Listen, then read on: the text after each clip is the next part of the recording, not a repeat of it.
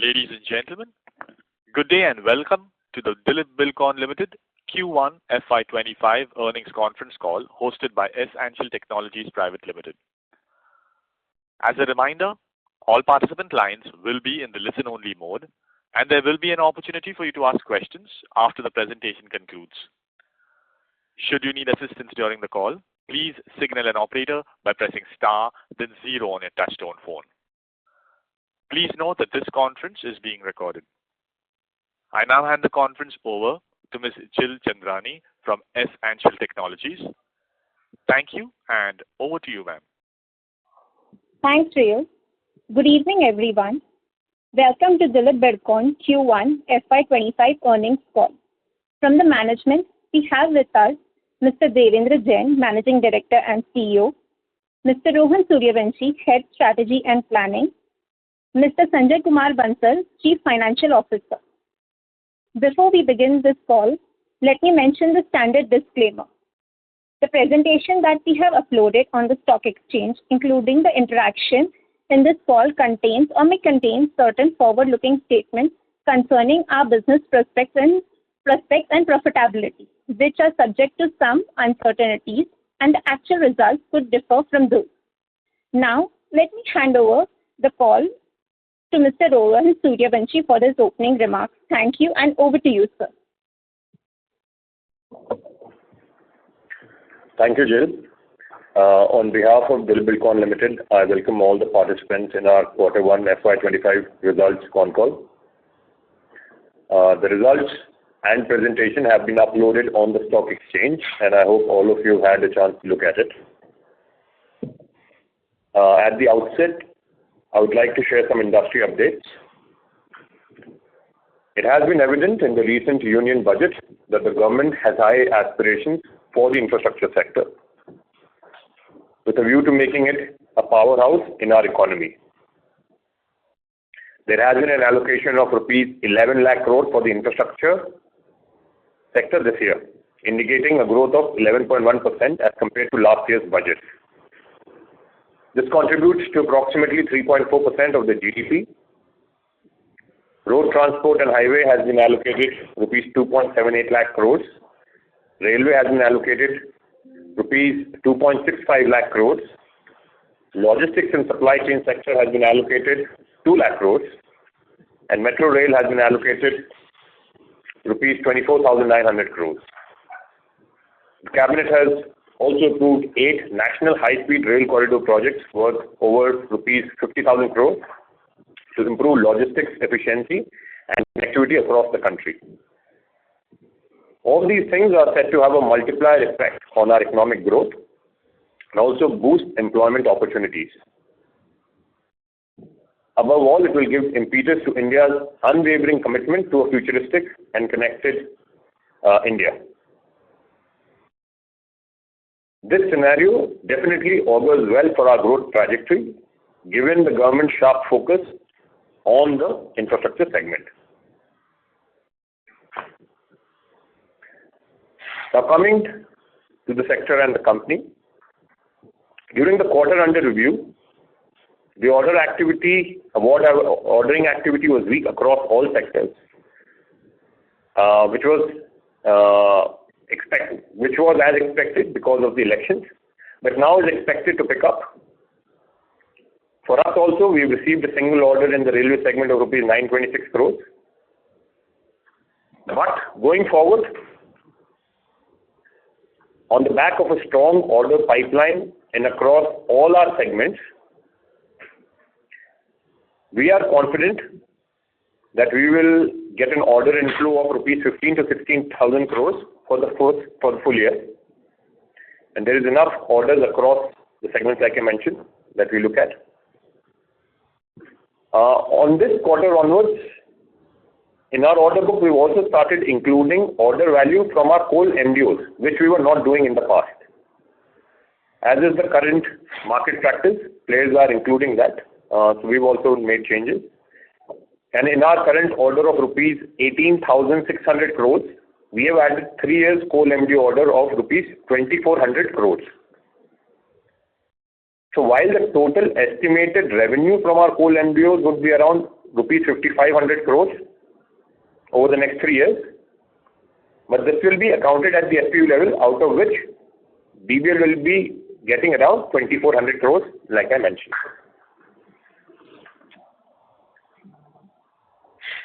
On the execution front, we have experienced payment-related challenges, primarily from JJM projects that resulted in higher debtors and stretched working capital.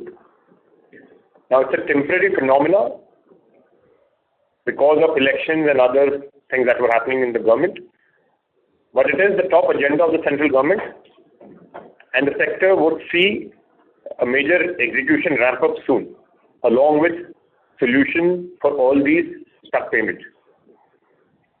So while our debt has temporarily increased, we are very confident that as the financial year goes forward and the payment from the government gets normalized, we will achieve our target debt levels of 1,000 crores net debt by the end of this fiscal year, as we had indicated on our last call.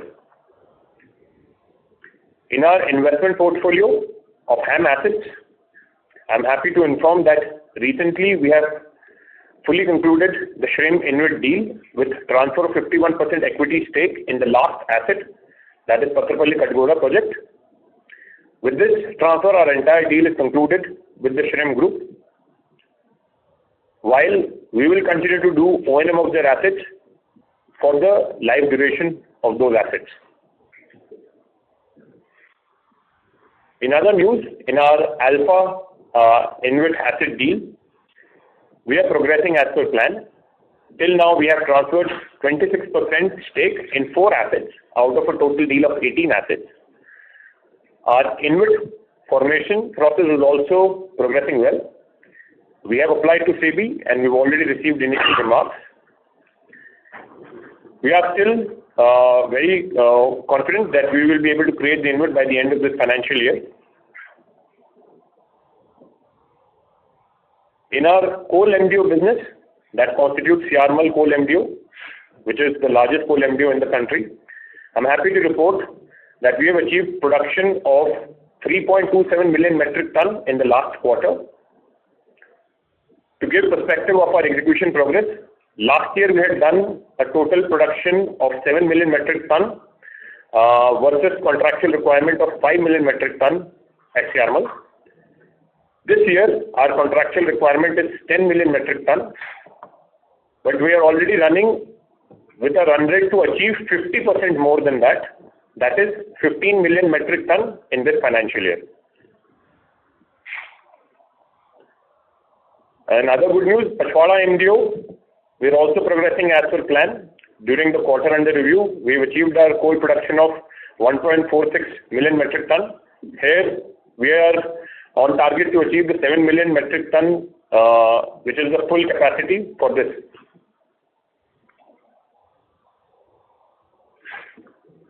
As I have discussed before as well, but just to reiterate, as I conclude my remarks here, this is DBL 2.0, where we are in the process of creating a fully diversified company working across 8-10 different infrastructure sectors with an aim to achieve zero net debt in the next 2 years, along with having a healthy mix of short-term and long-term assured cash flow businesses and industry-leading return ratios. So that is the goal that we are working towards, and we hope to keep delighting you quarter after quarter. Now I would like to hand over the call to our CFO for the financial overview. Thank you. Good evening, everyone. I welcome all our stakeholders to our earnings call. Let me present the results of Dilip Buildcon Ltd for the quarter ended June 30th, 2024 and highlights of current financial year. The company has completed 4 projects aggregating to rupees 3,604 crores and won 1 railway projects worth 926 crore. On financial side, on year-on-year basis, Q1 FY24 versus Q1 FY25. On revenue front, the revenue is decreased by 9.61% in quarter one FY25 from 2,609 crores in quarter one FY24 to rupees 2,358 crores. This is mainly due to lesser revenue from roads and highway business. EBITDA decreased by 21.62% in quarter one FY25 from 335 crore in quarter one FY24 to rupees 262 crore in quarter one FY25. The EBITDA margin mainly decreased on account of reduction in revenue and overhead expenses on the reduced revenue. Profit after tax is also decreased by 43.17% in quarter one FY25 from 83 crore to 47 crore in quarter one FY25. This is mainly on account of reduction in revenue and corresponding EBITDA margin reduction. Thank you all, and now we can open the floor for questions and answers. Thank you again. Thank you very much. We will now begin the question and answer session. Anyone who wishes to ask questions may press star and 1 on their touchtone telephone. If you wish to remove yourself from the question queue, you may press star and 2. Participants are requested to use handsets while asking questions. Ladies and gentlemen, we will wait for a moment while the question queue assembles.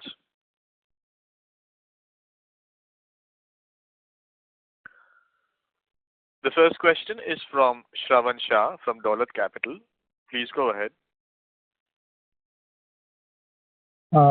Thank you, sir. Sir, first on the order inflow front, so now we are seeing a higher order inflow of 15 to 16,000 crore versus last time we said 10 to 12,000 odd crore. So just trying to understand further how many value of projects we have already bidded and where bid is yet to open. That is one. And second, how much more we are planning to bid, and broadly, if we break up this 16,000 crore order inflow, so how much we are looking in the HAM and any other sectors if you want to highlight. Thank you, Shravanji, for your question. Yes, you're very right. In the last quarter, we had given a more muted guidance, but as the year has progressed, and as you're well aware, the sector has seen a depleting order book because of weak ordering from last year. To ensure a steady growth going forward, we have reassessed our numbers, and that's why you see the numbers of 15 to 16,000 crores that we've done. We are quite confident of reaching these numbers across all the sectors that we are working in. That's the sectors that you know that we are in. Besides the sector that you are aware that the company works in, we've also gone in the optic fiber segment, and about 50,000 crores worth of orders were floated in that. So we were participating there as well. Those bids have also already been done. So let's see. We are hoping to have some good news there as well and start there. I can't give you very specifically sector-specific breakup of orders, how it will flow, but like I mentioned, we look across all the sectors, and it has been our endeavor in the last few years to move away from a single sector dependency to a more robust multi-sector sort of order book, and that is what our agenda and aim will be this year as well. Talking about the HAM versus EPC, our primary focus and our primary liking is always EPC projects. The HAM route has always been used by DPL to fulfill its EPC needs, but even since you asked, I think we would still be thinking about at least 5 to 6,000 crores of HAM in this total order book. So to break it up, 2/3 of the order book would be straight up EPC, 1/3 would be about would be HAM/BOT, like any kind of PPP project. Okay. Second, in terms of the on the revenue front, so obviously this quarter was a muted one, and we were looking at kind of a flat for full year FY25. So now, is there any upward revision in the revenue also this year, or maybe possible for next year, given the order inflow will be higher this year, so FY26, is there any kind of a guidance that are we likely to give for FY26? Shravanji, it would be too early to give you an indication for 26, but I'm very confident that it will be much better than this year because once the order book formulates. This year, in fact, we had given you a flattish guidance earlier as well. But I think looking at, how the ordering has still been weak till now, we would actually be looking at, a 5% degrowth from last year's numbers. I think that would be a better assumption to make at this stage, given the ordering flow sort of pace that has happened. We were expecting it to start much faster, but given that, we think that is a better number. But 26, I think, would be a good year, but that we'd only be able to comment on that once the end of the year numbers are in hand, where we know how the order book looks and stands. Anything earlier than that would be premature. And in terms of the margins also, so this quarter was 11.1%, so we were looking at 12 to 14%. So given now we are seeing a 5% lower revenue growth or degrowth rather this year. So in terms of the margin also, will it be a kind of 11%? Yeah, I think given that we're geared up for more and the margins should, as a good prudent strategy, it would be good to take the current numbers as the EBITDA numbers, which is around 11 to 12%. I think that would be a good way to think about it. I think earlier we had indicated 11 to 13%, but I would say 11, 12% is a good figure to kind of think about, given the, like I said, some of the challenges around the depleting order book. Okay. And sir, on the date front, correct me if I am wrong. You mentioned this year by though this quarter 700 crore the gross debt has increased because of the working capital. So want to understand two aspects. Whether this working capital, particularly debtor, have we collected post June till now, and how we look at the working capital by end of FY25. And broadly, you mentioned 1,000 crore gross debt reduction in FY25. We have collected some after the June this thing, and I didn't mention in terms of like the target debt levels you mentioned. So yeah, from here we are looking at a reduction of 1,000 plus crores of debt level from where we are standing right now. So you're right about that. From the current levels where we look at, but I'd given you a target of around 1,000 crores by the year end, which was 1,500 crores as last financial year. But to elaborate more on like collection, I'll hand over to our CFO. Sir. Shravanji, basically total net debt on 31st March was 1,515 crore. Now it is increased by almost 700 crore. The total term loan is only 140 crore as on 30th June. So the reduction in debt will happen only in the working capital. So what Rohanji said, the reduction in the working capital limits. So from 1,500 to 6,000 crore. So today the outstanding is around 2,226 crore. So that will be reduced to say 1,000 crore at the end of this financial year. I feel this is clear. Okay. So from 1,226 crore net debt, we will be reducing by close to 1,000 odd crore. So around 1,200, 1,250 odd crore net debt by end of March that we are looking at. This is right. Okay. And then the next year this will be the entire will be we will become a net cash kind of a company by FY26.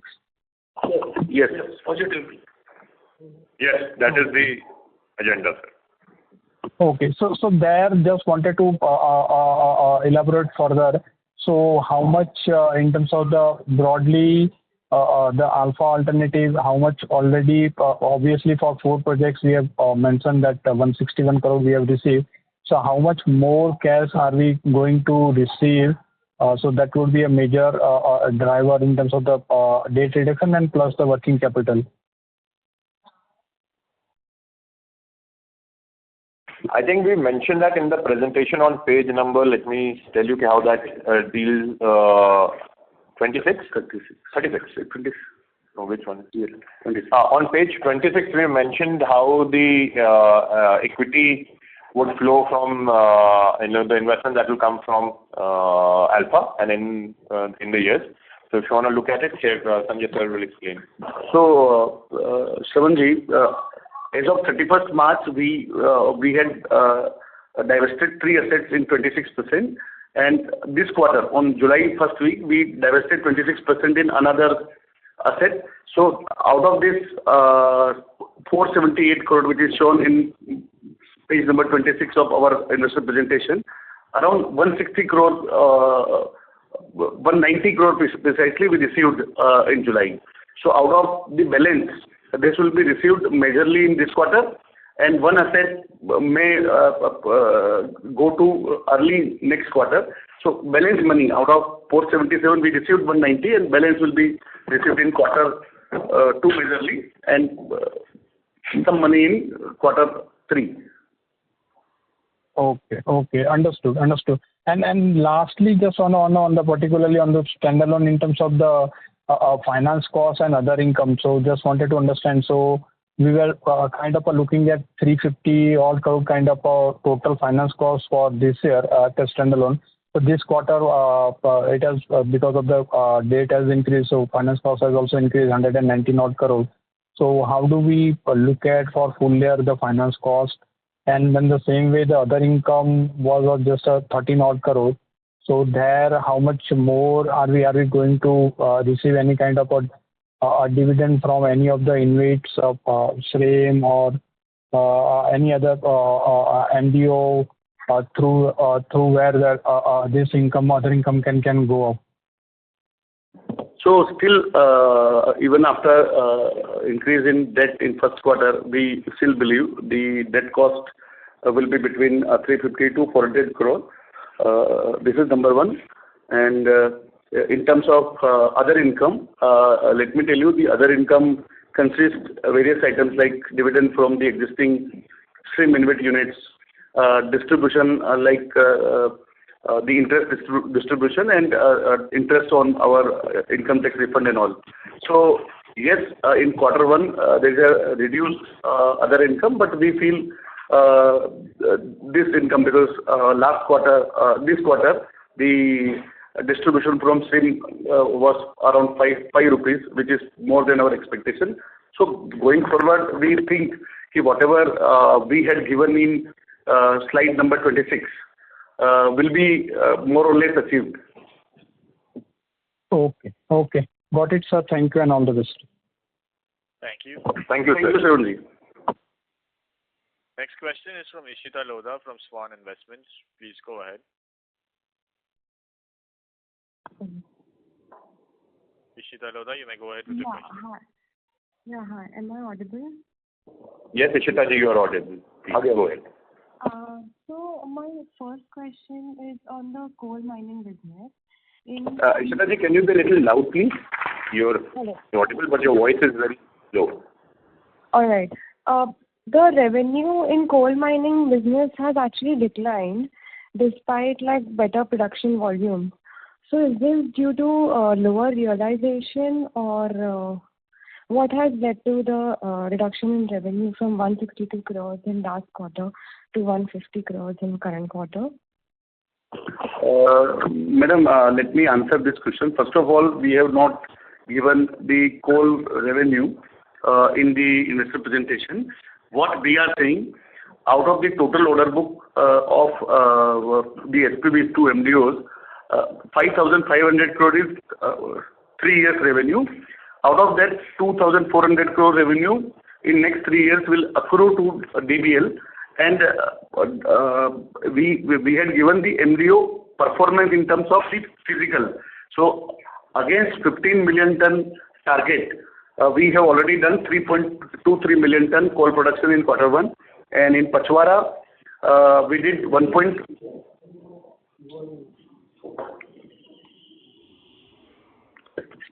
So Pachwara, against the 7 million ton capacity, we did 1.46 billion ton. So I don't know from where the revenue is taken. So if you can elaborate, we can answer further. Hi, sir. This is Deepak this side.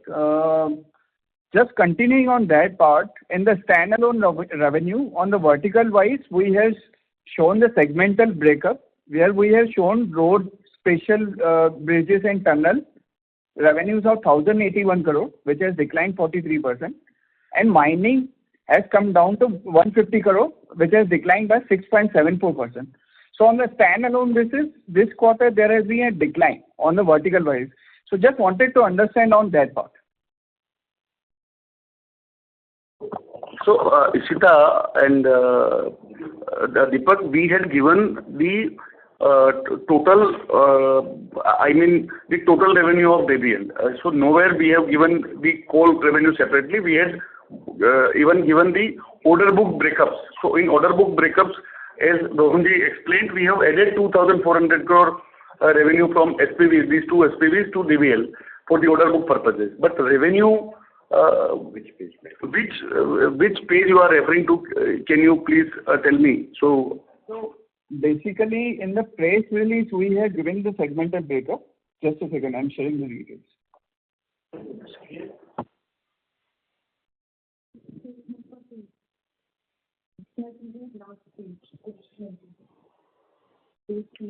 On the page number 20 of the press release.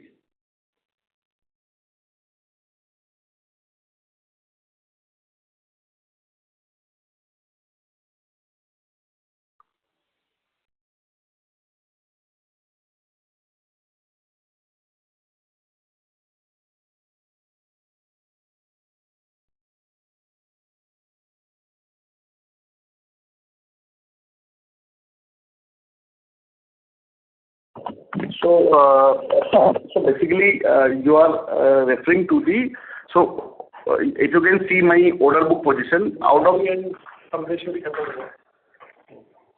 so on order book, basically the total order book, if you are referring, I am not getting that.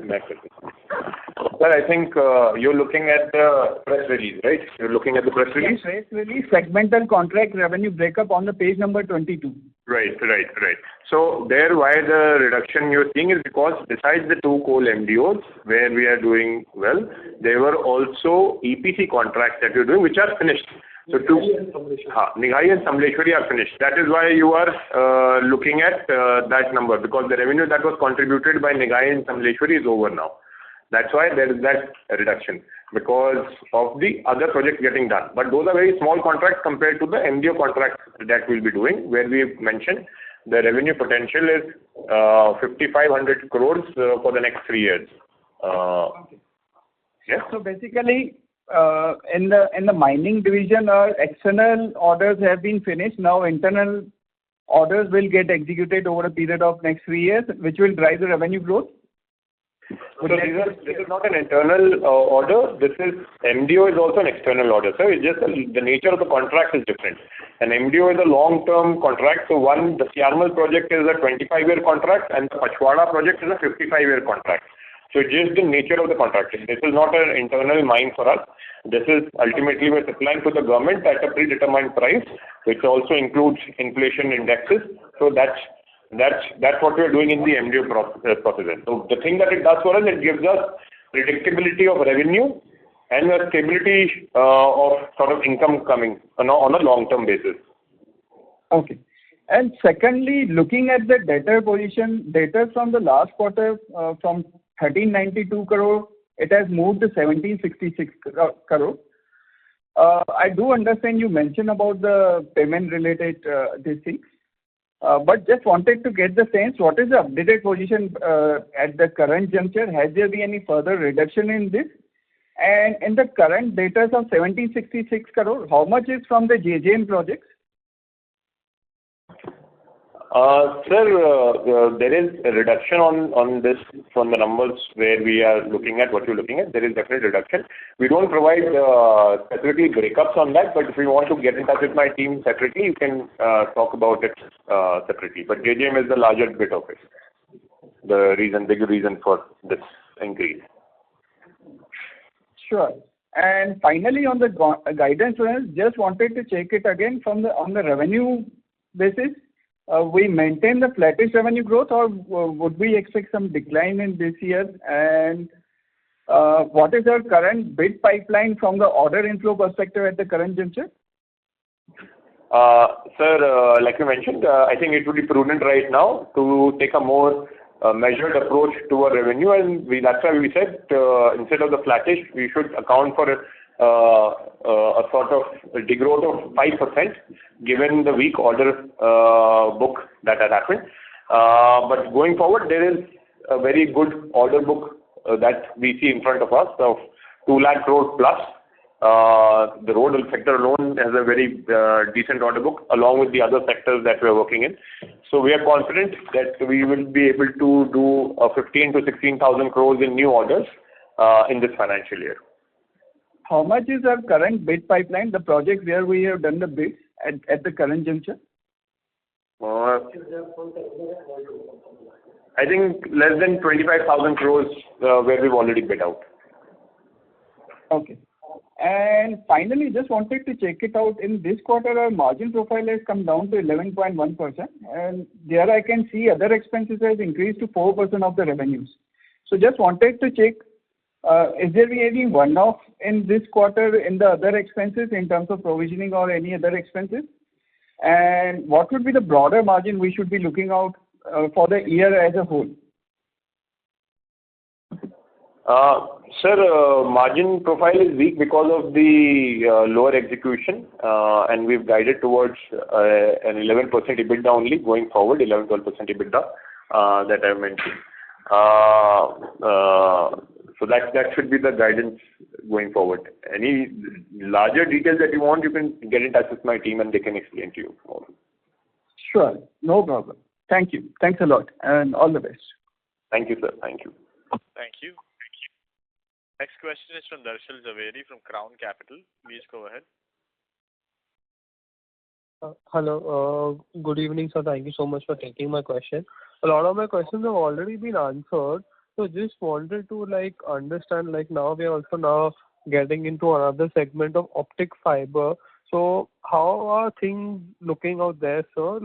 Just a brief, what will our strategy be? Because there might be some intense competition out there, or no? How is it so? Hello? So, yeah, thank you for your question. We've already bid out on those projects, the one that optic fiber. So there were 16 packages and in total about 50,000 crore plus of order book. So us and I'm sure a few of our peer sets also bid in it. We went on a joint venture module in those projects. And let's see. In the next couple of months, as they open up, then we'll be able to give you updates. But those projects have already been bidded for. Oh, okay, fair enough, sir. And so just wanted to understand, I understand we are being a bit conservative, maybe, how our Q1 has been, but is there a possibility of, a good surprising H2 on, execution pickup and order pickup? Is that a fair assumption? How are we looking at it, sir? Sir, in terms of revenue pickup, I don't see a lot to happen there because, the point of time where we are sitting in the financial year right now, with ordering still sort of not opened up completely. Had orders opened up a little bit more, there were more of a chances. While someone would always like to be optimistic, the realistic picture, I think that would be very sort of tough at this stage. So let's see how the year shapes out, but how the rains, how projects progress happens, if any unique surprises happen anyway. Let's see how that progresses out. But while what we have in hand, we are looking to do it with our sincere efforts. What we don't have in our hand currently What we are very optimistic about is the large order book. Typically, in a year after an election, we see, the orders really flowing out fast. So, and usually the second half of any financial year is heavier in terms of ordering. So that is what gives us that comfort and confidence. Fair enough, sir. And just last question. So there are some state elections coming up. So will that also impact order inflow, or majorly ours will be related to center? Or it can have a positive or negative impact because maybe center has to allocate more projects. So just any idea on that, sir? Yeah, there are only a few states that are going to elections, and we are not very big on the state order book anyway. So we don't foresee that as a challenge, as a large challenge anyway. So I think because the larger order book from our part is from the national government and other government subsidies. So I don't foresee that as a large challenge. Oh, fair enough. So yeah, that's it from my side. All the best, sir. Thank you. Thank you, sir. Thank you. The next question is from Parikshit Kanpal from HDFC Securities. Please go ahead. Yeah, sir. Hi. So, sorry, I'm looking at your slide number. I'm looking at your slide number 36. Sorry, just on the stream InvIT part and the Alpha DBL unit. So it looks like you will be recording almost 280 plus 94, so almost 375 crores of distribution in FY26. So this will get reflected in your standalone other income? So basically, out of you must have seen in the SIM InvIT units as well. So distributions are in three forms. One is dividend, interest, and capital return. So we are talking about the total distribution. So in 26 slide number, it is showing total distribution. So we don't know today whether it will be interest or dividend or capital return. So actual breakup will be at the time of distribution, but this is projected distributions. From SIM, we have taken around 13% distribution. First quarter was higher than the expected, and the Alpha DBL, we have taken 10-11% distribution on conservative side. So these are the distributions we have taken into account. Listen, given the nature of the capital structure of these InvITs, so how much do you think can accrue to your PNL out of this 380 odd crores in FY26? How much do you think can come into your PNL? So though that is not known to us now, but if you can see last year, it is 2/3, 1/3. So 2/3 in the income and 1/3 as a capital return. But this ratio will change based on so various parameters. So I don't know as on today. This is a substantial number accruing to your profitability. That's why I was questioning. And so I understood you said 2/3 may, as of now, given the historical capital structure and distribution, it could be 2/3, but it will be known closer to when it gets distributed. So second question is on the MDOs. Now these MDOs, we are, at least in CRML, we are ahead of actual contracted production, and in Pachwara we are lagging. So just wanted to understand why, so if you can give us what was the total profitability of MDO in the last financial year, and in this one quarter, how much these two MDOs would have contributed, and how, given that there's a significant ramp-up happening, so how do we see the profitability of these MDO over the next few years? Sir, Parikshitji, we are not lagging in Pachwara. We are on track, how much we had to deliver, and we have to do only 7 million metric ton of coal production in a financial year. So we are on track to achieve that. So there is no lag there. Sorry if there is some miscommunication, but that is completely true, like I said in my opening remarks as well. And yeah, in CRML we are 50% above target. Yeah, CRML we are above target, but in FY24 I saw the number of FY24 where 7 metric ton was in to be. That was the first year of Parikshitji. That was the first year of the starting of the mine. So there were so many problems in the road transport. But now this year we will achieve the full target of 7 million. But sir, इसमें तो हम देखेंगे when इतना ramp up हो रहा है तो इसमें तो मतलब if I mean we can share some numbers on how the profitability has been in Q1, because if they are ahead of schedule then your profits get preponed, right? And also if you can throw some light on how much capex is pending to ramp up to the full potential in both the mines. Sir, वैसे we don't share profitability by project or by sector. So as a combined में would be a better way to look at it. But if the projects are better profitable, then our number that we mentioned. So EBITDA level, it's better. So, but one should look at the company combined. And pending capex कितना है sir इन दोनों project में to ramp up to the full potential? Like how much would be the capex you will need to incur to ramp up the mine? So, Parikshit ji, Pachwara, we have no capex. And in terms of CRML, the total capex originally projected was around 2,700 crore. Out of that, around 280 crore is already done, which is HEMM we have bought in the SPV, the SCRML SPV. And once the coal handling plant will start, then there will be more capex. But let me tell you, out of the total 2,700 crore, 2,040 crore financial tie-up is already done in FY22 with SBI, Union Bank and Power Finance Corporation. So that will be funded from there. And that capex is in SPV level, not at the DBL level. इसमें आप 2040 का जो project finance आपने type किया, against that you have given the equity outflow, I think in your slide where you show the ham and so total CRML में 419 crores का equity requirement है balance. And yes. 1,600 crores will be so debt will be 1,600 crores.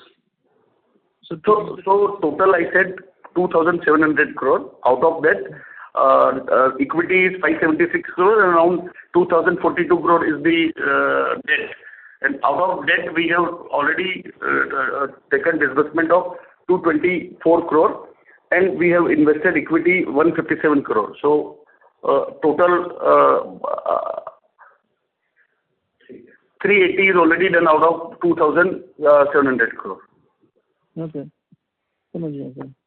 So once on those InvITs, if you start getting this InvITs as dividends, what will be your intent? I mean, because will it pass on to the investors as dividend, or you will reinvest it into business?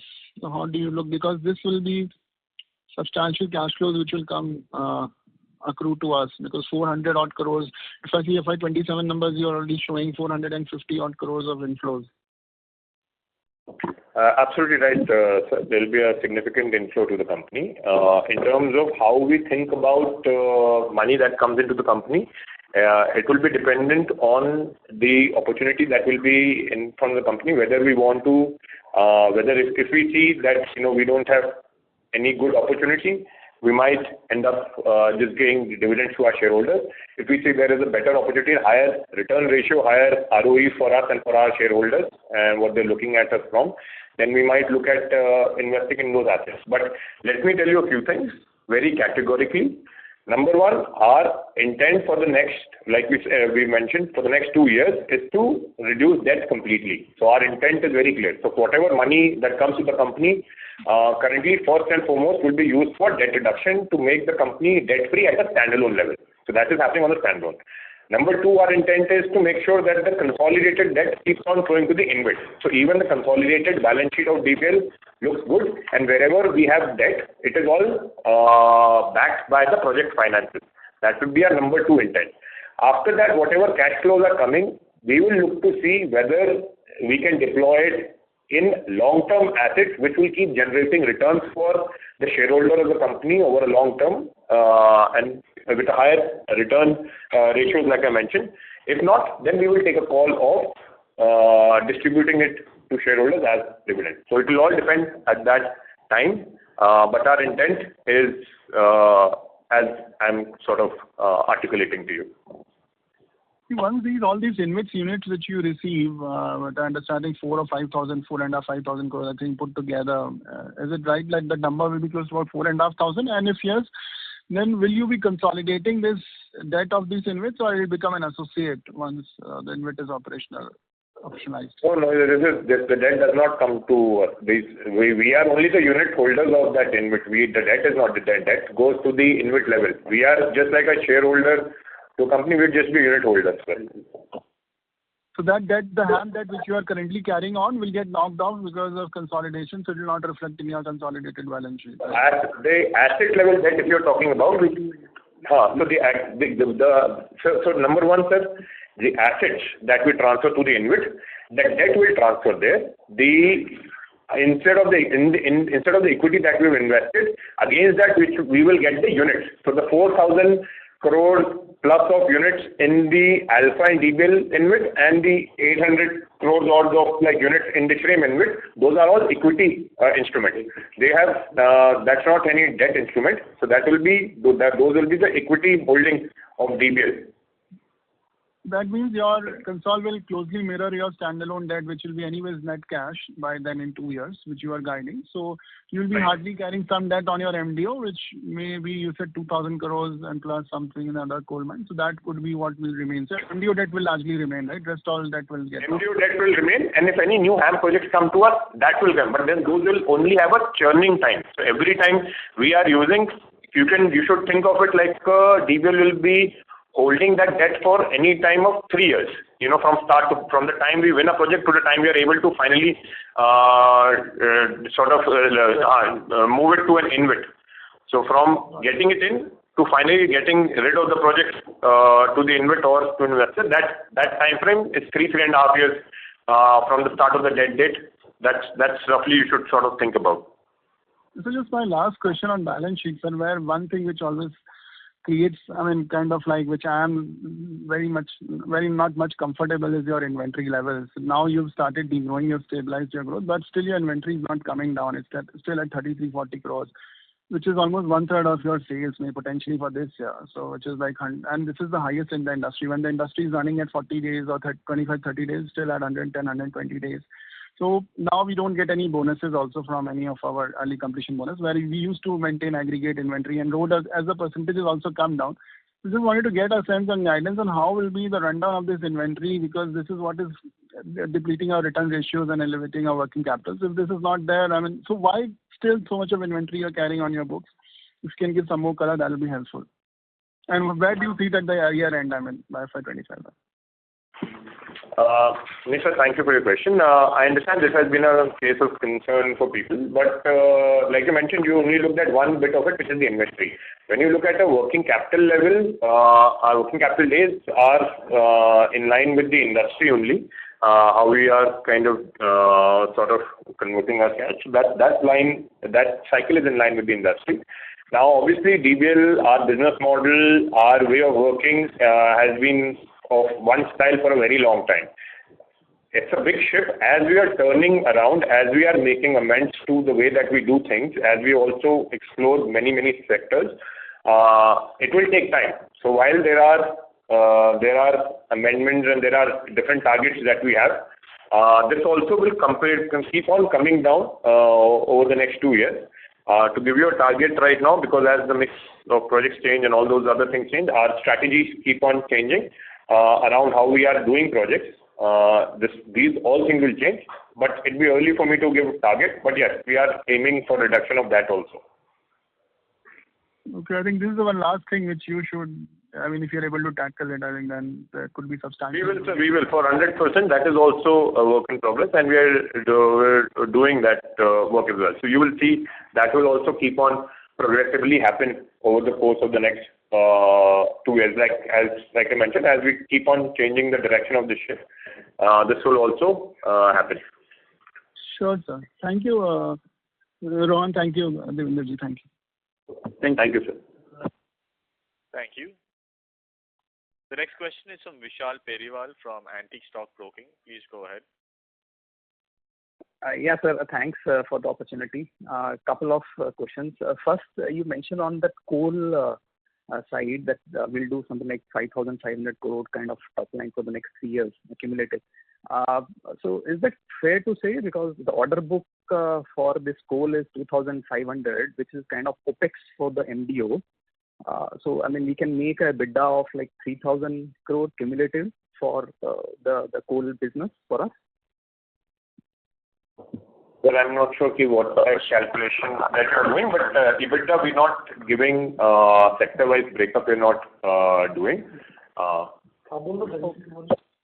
No, I think basically based on the numbers, I will just, whatever is shared by you, and that's what, like 5,500 crore is the top line for 3 years. Top line. And, yes, you mentioned 5,500 crore is what we'll do for the coal MDU business. SPV level, yes. And then you thought like because of, I'm answering your question. Vishalji, basically this 5,500 crore is the total revenue of both the SPVs. Out of that, 2,400 crore worth scope is given to DBL. Balance scope is directly done by SPVs. So it is not correct to say if the EBITDA is 3,000 crore, it can't be. Right. So there is only some scope given to DBL, which is 2,400 crore. Okay, got it. And second, you mentioned that optic fiber cable, 16 packages that we have bidded. Is it? I know. I mean, though the outcome will be known in times to come, but in terms of, is it what exactly our role in this? It's in any JV that we have done. What is our share? Will it be okay to share that? Sure, so the site construction thing, which is trenching and laying of optical fiber, all those will be done by DBL, the site construction operations. Okay. And is this done we have on our own, we are doing it, or it's in some JV, whatever the order that we get from JV that will be getting booked? Yes, so it's an EPC project, sir, but it's a JV with Sterlite. So, Vishalji, the total optical fiber business, as Rohanji said, the trenching and laying of optical fiber will be done by us, and balance like supply work like optic fiber and routers and all will be supplied by our JV partner Sterlite Optical. So there is a split between both the partners. The scope is split. Okay. And maybe two bookkeeping sort of questions. So in terms of tax rate, how exactly we see for FY25 and 26 for us? This quarter it was something like 40% odd, so just thought to check. Yes, sir, around 33%, sir. Okay, so it will be 33% for FY25 and similar for next year, right, sir? Yes. Okay. And then one last thing on depreciation, sharp reduction that we are seeing. Is it just because the gross block is seeing a reduction, or we have changed our depreciation rate also? There is no change in depreciation rate. The only reason is net block is reduced because we have not bought fresh equipment in last 2 years, whereas the depreciation is going on. So net block itself is reducing. Okay. Got it, sir. Yeah, that's all from my side. Thank you. Thank you, Vishalji. Thank you. The next question is from the line of Vaibhav Shah from JM Financial. Please go ahead. Yeah, sir. Thanks for the opportunity.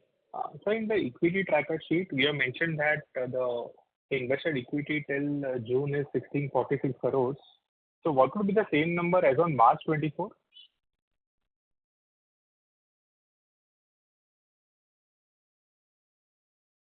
Allow us a moment, sir. We'll tell you. Yeah.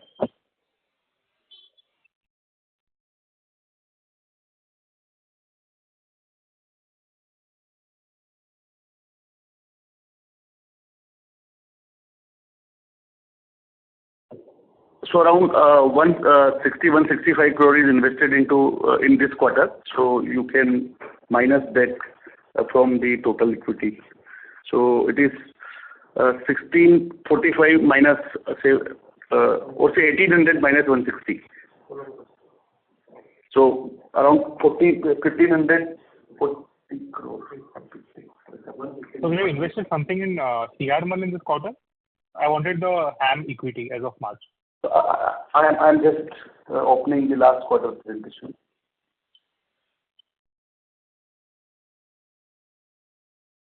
in the last quarter presentation, it was for 16 amps, so it is not comparable. I know the reason for that, because we changed this because of feedback from market participants that maybe the way that we were explaining was not giving accurate. That's why we changed it. So Vaibhav, you can see there is 160 odd crore investment in quarter 1 FY25. So you can minus from 1800. So it is 1540 crore as of March 31st, 2024, out of 19 M projects and CRM.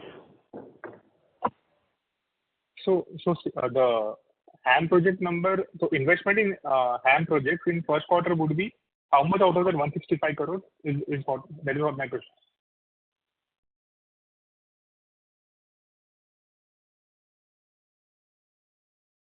So sir, it's all largely to HAM projects only. CRML might be very negligible, less than 5 crores, I'm guessing. Yeah. Okay. And secondly, the incremental 760 crores is pending. So that would be done from the standalone books now, or some subsidiaries also would be investing incrementally? Sorry, some what would be investing? We are proposing to invest the balance equity from DBL from now onwards. Okay. So secondly, on the units which we are expecting, the distribution from units of STEM and Alpha, we have indicated the number. So what will be the tax implication on this? So the tax-wise, the interest is taxable in the hands of the receiver at the maximum tax rates. So if DBL is receiving the interest, then it is taxable at the DBL's tax rate. Dividend is free because same is into the old tax regime. And then principal return, there is no tax. So we can say out of the 13-14% distribution from SIM, the net tax return is around 11%. And the same number for Alpha? Alpha, we have projected or estimated around 10 odd percentage. So the net tax return would be lower than even 10. Okay. And sir, lastly, what are our capex plans on the standalone business for FY25 and 26? So FY25 we can guide you now, because the total capex would be in the range of 150 to 170 crore. Out of that, 30 crore is already done in quarter 1. Okay. And sir, earlier they indicated that over a longer term we are targeting EBITDA margins of say 12 to 14 odd% on the standalone DBL. So this year has been weak in first quarter, and we are expecting somewhere around 11 to 12% for FY25. But once the execution picks up in say 26 or 27, or maybe over the next 2 to 3 years, what would be our margin trajectory? Yes, sir. Once the order book is in line, and once you have good orders, and once the cycle goes back again, that is the margin profile that we think that is very achievable. And that's what we're targeting. So 12 to 14 looks achievable, maybe over a longer term. Yes, sir. Yeah, okay. Those were my questions. Thank you, sir. Thank you. Next question is from Prem Khurana from Anand Rathi Shares and Stock Brokers. Please go ahead. Yeah, thank you for taking my question, sir. Most of my questions are already answered. Just one small clarification on our financials that we've reported. So in consolidated numbers that you've reported, the segment highlights, there is this 510 crore rupees of loss in annuity projects and others. What exactly would this be? And even on EPC side, the margin seems to be almost around to the extent of 30-odd%, which generally used to be sub 10%. Would you be able to kind of clarify these two, please? So which page are you referring to? So you would be kind enough. This is so the result release that you have. Result release that you have, 15 of 19. The segment highlights consolidated. You're looking at, you said the segment on the which page you are looking for? 15 of 19 of the PDF. This one. Which one?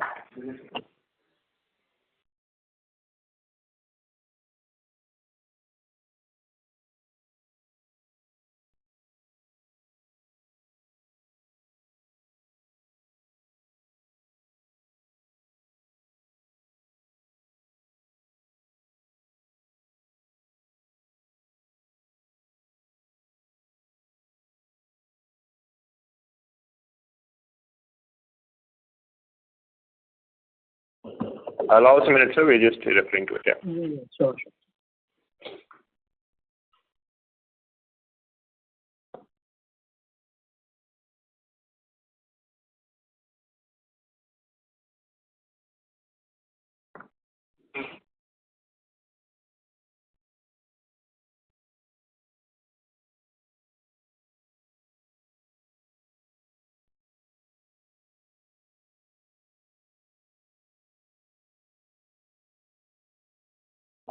So I think prima facie what you're referring to is the losses that are on projects during construction period. I think those are the ones because of India's rules.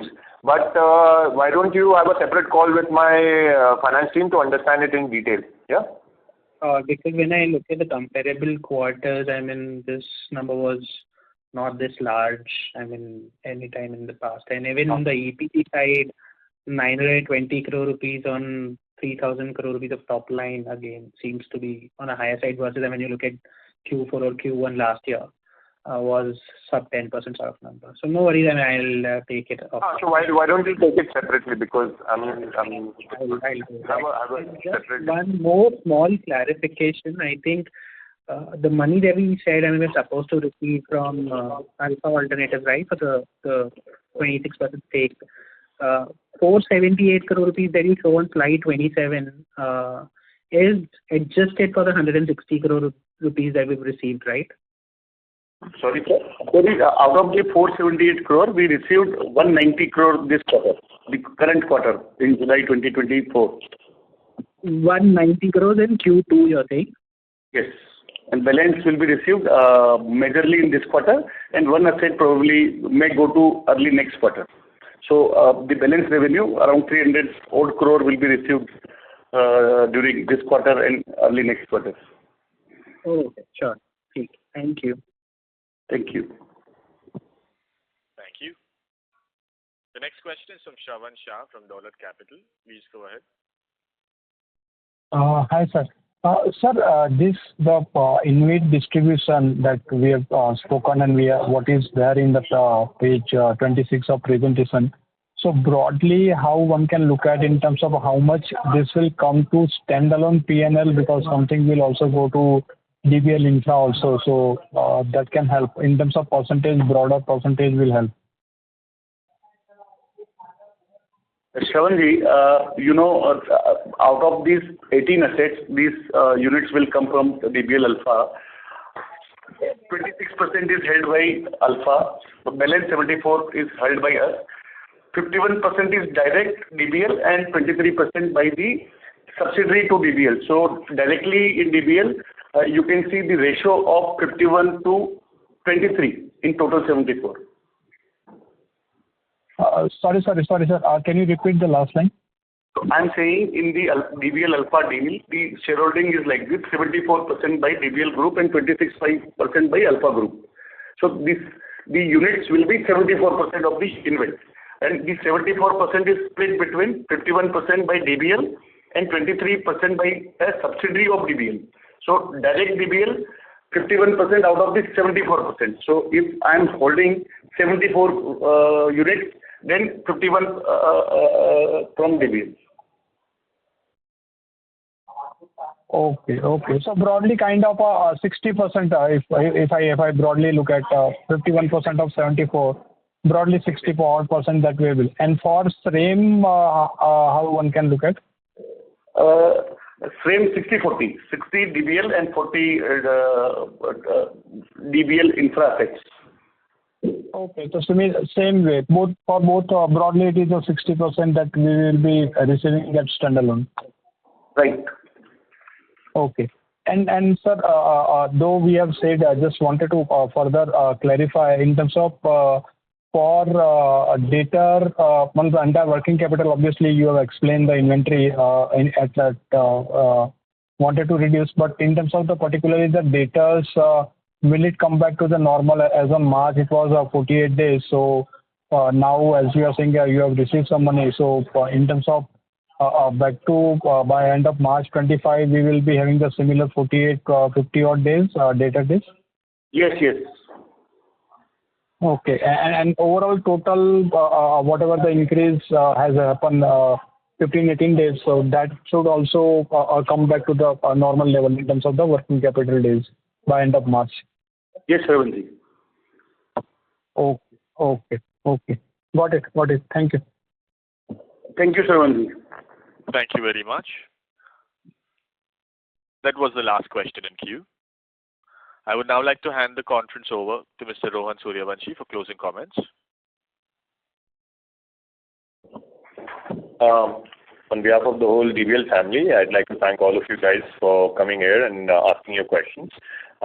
In case the questions that we were unable to answer, if you were unable to ask, please feel free to reach out to us personally, and we would be happy to answer any questions. I look forward to seeing all of you guys in our next quarter call. Thank you very much. On behalf of Dilip Buildcon Ltd, that concludes the conference. Thank you for joining us, ladies and gentlemen. You may now disconnect your lines.